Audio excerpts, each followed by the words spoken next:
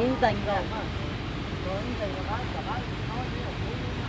lời sao có đấy có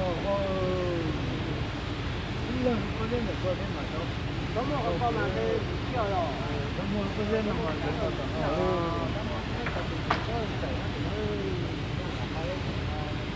Nó to.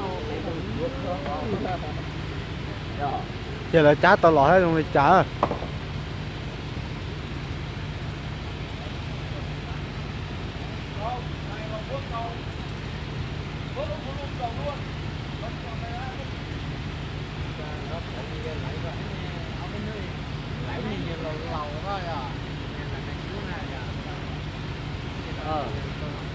Vậy cho nên là có tua. Rồi sai cử. Hầu như nó chỉ có tua giờ đi mà phải đi bé con đẹp này có giờ lâu nữa để trả lời chặt nữa.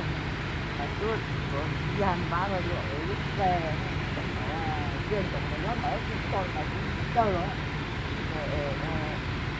Và nó có tình thể chút của nó là không phải chuyên của nó. Có khi là trò kia nó mà nếu có tình thể là thể một chính thể chuyện để nó thể là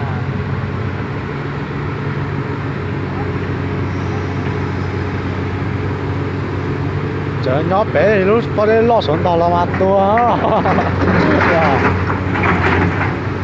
Lúc có đấy lo xuống xuống phóng lò á.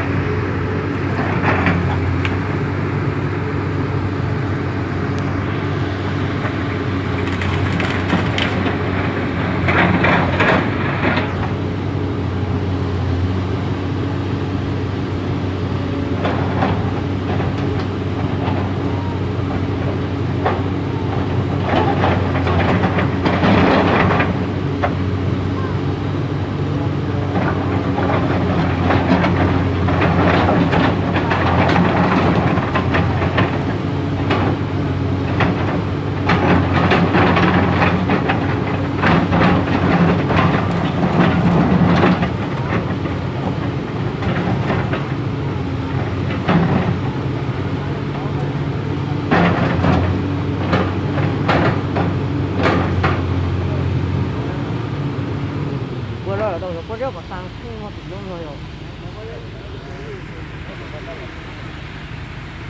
Tiên thực sự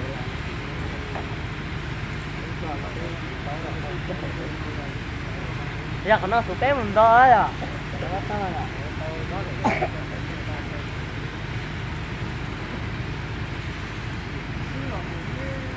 Lâu